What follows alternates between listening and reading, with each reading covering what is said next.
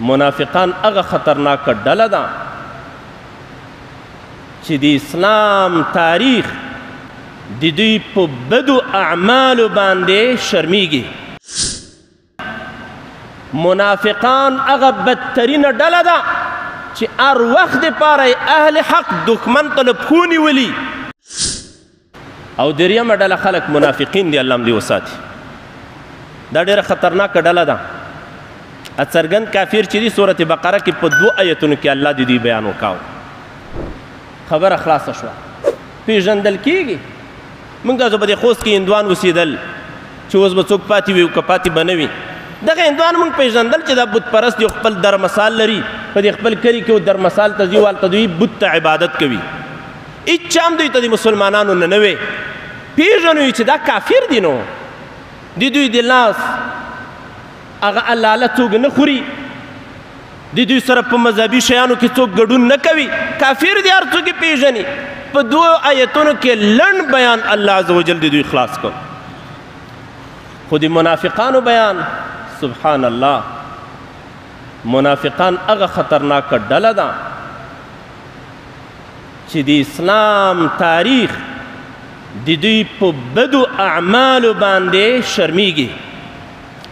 او د مسلمانانو د تاریخ په تندي باندې تور داغ دی. منافقان هغه بدترینه ډله ده چې هر وخت دپاره اهل حق دښمن ته له پښو نیولي.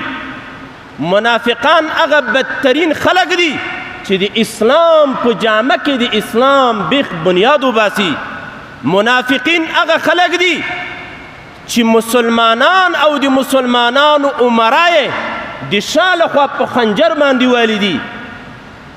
منافقان هغه خلک دي چې د اسلام ننګی پرېښې ده او د کفر ملاتړ یې کړی. منافقان هغه خلک دي چې کافران یې د مسلمانانو په کورونو باندې هڅولی دي. منافقان هغه خلک دي چې د مسلمانانو سلطنتونه او بادشاهۍ یې راپرځولی دي او په ځای باندې کفر ته وده ورکړې ده او کفر یې حاکم ګرځولی دی.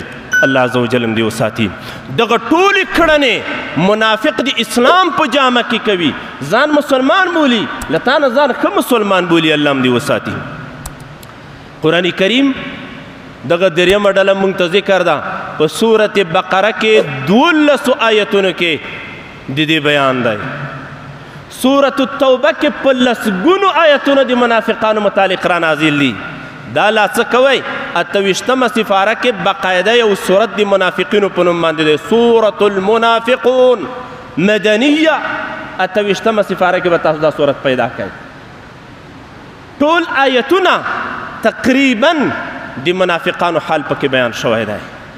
وجه دا ده چې د منافق پیژندګلوي ګرانه ده.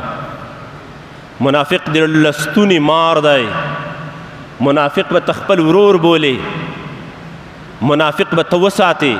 له منافق سره به ته احسان وکوې، هغه به د پړستونې کې وچیچي. منافق ته به ته د ورور نه وایې، خو منافق به ستا د وینو تږی وي. په منافق به ته د ترحم لاس راکش کوي، د شفقت. دا زما ورور دی، دا زما مسلمان دی، دا زما مسلمان دی. دغه منافق خبیث به تا ته لوی جال د تا د راپرځولو جوړ کړی وي. منافقان هغه خلک دي چې په مدینه منوره کې د رسول الله صلی الله علیه وسلم او د مسلمانانو د شهادت لپاره یو جماعت جوړ کو، مسجد درار په نوم باندې. او کوشش یې دا و چې دې ته به رومیان چې دغه زمانې یو سوپر ځواک و دښمن به راولي او په دې جماعت کې ظاهرا صورت به د جماعت وي، خو پټ به په دې کې کېنولی وي تر څو په مسلمانانو باندې برید وکوي او د مسلمانانو مهمترین شخصیتونه د رسول الله صلی الله علیه وسلم په شمول باندې دا په شهادت باندې ورسوي. الله قرآن کریم کې آیتونه را نازلوي چې دا مسجد درار دی، دې کې به ګوره لمونځ نه کوې. لمسجد أسس على التقوى من أول يوم أحق أن تقوم فيه رجال يحبون أن يتطهروا والله يحب المطهرين. هغه جومات ډېر لایق دی چې د هغې د لومړنۍ ورځې نه بنیادونه په تقوا باندې ایښودل شوي وو چې هغه مسجد قبا دی او یو قول کې مسجد نبوي صلی الله علیه وسلم دی. منافقان ډېر بدترین خلک